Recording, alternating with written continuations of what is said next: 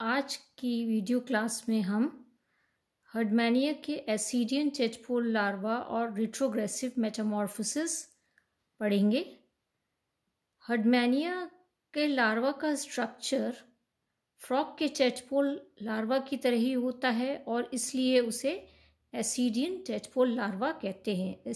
Ascidian tadpole larva की जो body होती है उसमें एक ओवल ट्रंक होती है और लेटरली कंप्रेस्ड एक टेल होती है।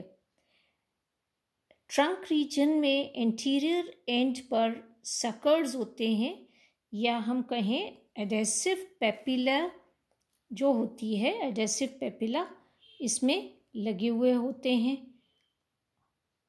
पूरी बॉडी पर टेस्ट होती है, ये ट्रंक रीजन में टेस्ट होती है पूरी, इसमें एंटीरियर से पोस्टीरियर एंड पर, और टेल में भी आप देखेंगे तो ये एक्सटेंशन है टेस्ट का और इससे एक फिन बनती है, कॉर्डल फिन बनती है।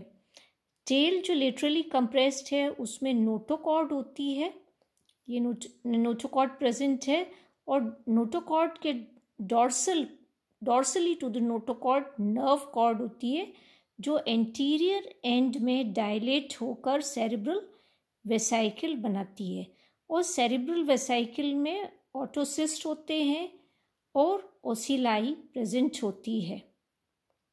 इसके बाद हम एंटीरियर एंड पर देखें तो ये माउथ होता है और माउथ ये फेरिंग्स में लीड करता है और फेरिंग्स आगे खुलती है ईसोफेगस में और एलिमेंट्री कैनाल कंप्लीट इसमें हम देख सकते हैं और एलिमेंट्री कैनाल जो है वो डिस्टिंग्विश्ड होती है into pharynx, oesophagus, stomach and intestine.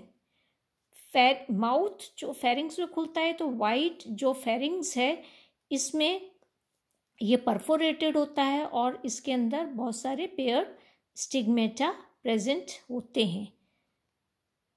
जो फेरिंग्स है वो it leads into the atrium, atrium में खुलता है और एट्रियम एट्रायोपोर से ये बाहर की तरफ खुलता है।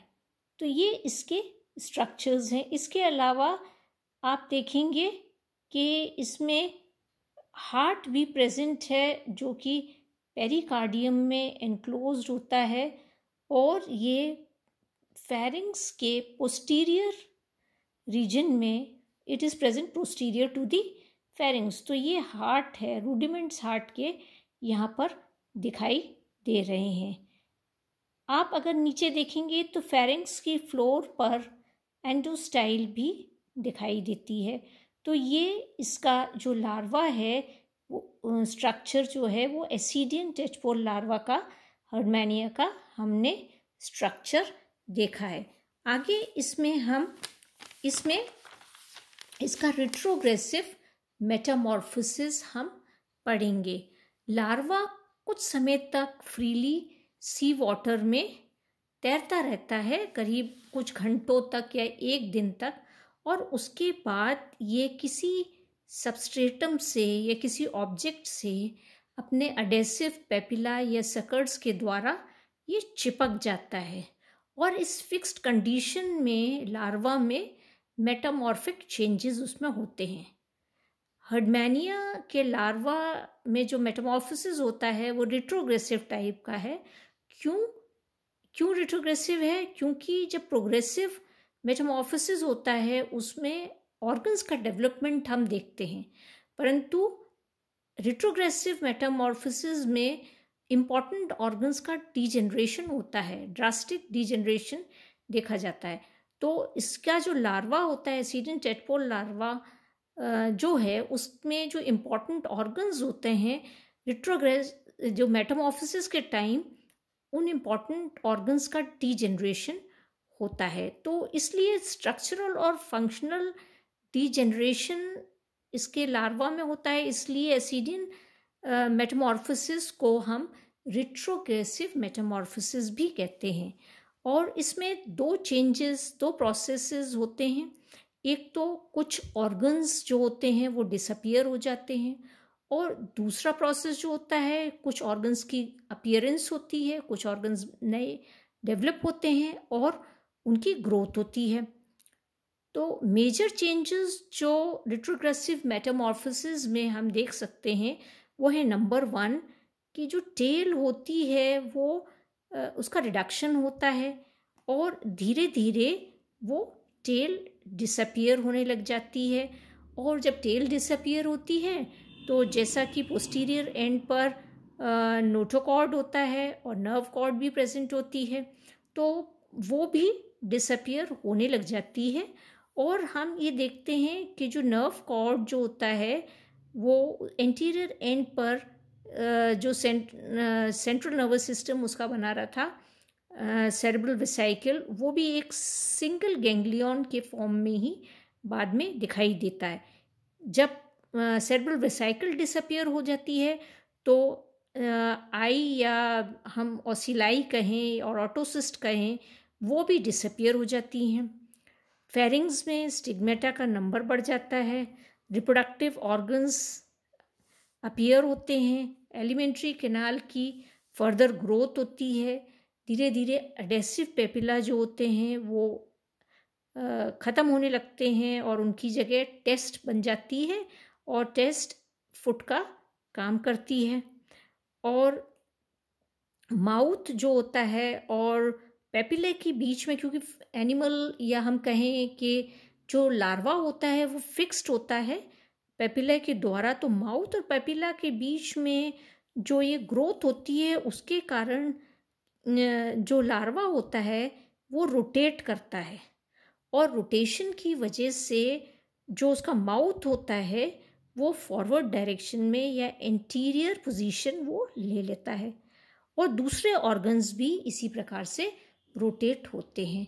इस प्रकार से जो रिट्रोग्रेसिव चेंजेस इस लार्वा में होते हैं उसके कारण हम देखें कि उसके इस फिक्स स्टेट में जो कॉर्डेट कैरेक्टर्स प्रेजेंट थे, जो एसिडियन टेडपोल लार्वा में कॉर्डेट कैरेक्टर्स थे, वो important chordate characters retrogressive Metamorphosis में सभी डिसअपियर हो जाते हैं, जैसे नोटोकॉर्ड, नर्व कॉर्ड, ये सब डिसअपियर हो जाती है, नर्वस सिस्टम।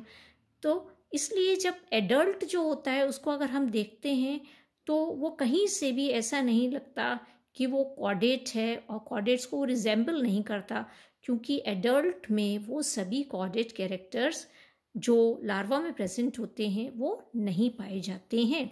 तो यहाँ पर हम यहाँ रिट्रोग्रेसिव मेटामॉर्फोसिस ये एसिडियन टेडपोल लार्वा में देख सकते हैं।